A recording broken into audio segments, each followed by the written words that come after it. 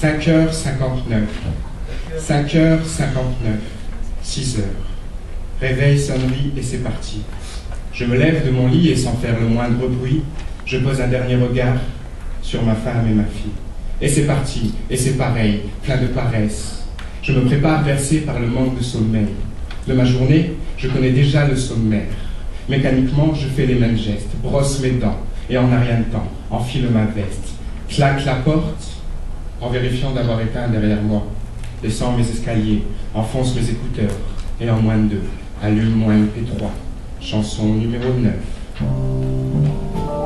6h10, 6h12, 6h15 à peu près. À cette heure sombre, dans mon quartier, les rues sont désertées, les feux clignotent orange. En fond sonore, il y a un panneau publicitaire dont les affiches changent. 6h23, se fait ressentir le froid à travers une brise légère. 6h26, l'ambiance est calme, je me rends invisible en évitant de passer sous les lampadaires. 6h27, 6h28, 6h29, 6h30. La seule lumière apparente est celle du fonds de commerce d'un boucher qui, dans son atelier des petits bouts pour des gros sous, aime couper. En face, elle, la boulangerie est ouverte depuis belle lurette.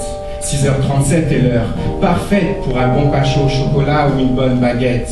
Mais ouais, je la tête. 6h38, vite, mon bus n'attend pas. J'accélère, je presse le pas. Direction le centre-ville sans trop tarder. Je regarde à gauche, je regarde à droite et suis stoppé dans mon élan par le jet du camion de propreté qui passe au même moment. Droit comme un piqué sous mon arrêt face à la gare.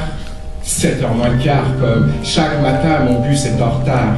Chocolat à la main, je reste en retrait. Mon bus arrive enfin, ses portes s'ouvrent et laisse rentrer l'étudiant, l'écolier, le commercial et la vendeuse qui ramène son petit chez sa nourrice. Je monte, composte mon ticket et m'empare de la dernière place assise. Le jour se précise, il est 7h exactement.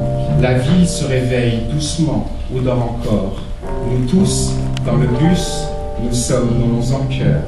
Chanson numéro 9. Encore.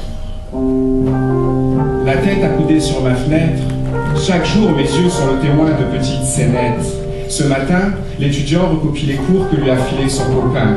L'écolier pour 1 à la puissance sonore attribuée pour 20. Le commercial, lui, sort de son attaché-caisse à un quotidien qu'il lit et la vendeuse, elle, pense déjà au doux moment où ce soir, zen, elle se penchera pour prendre dans son bras son petit bout d'enfant. Exactement, je ne sais pas il est quelle heure, mais l'esprit et le regard plongés sur l'extérieur. J'admire comment se met en place l'implacable trafic du périphérique, du bruit à chaque carrefour et de l'implacable trafic. 7h10, ouverture automatique des portes, je descends. 7h15, arrivés à bon port. Il était temps.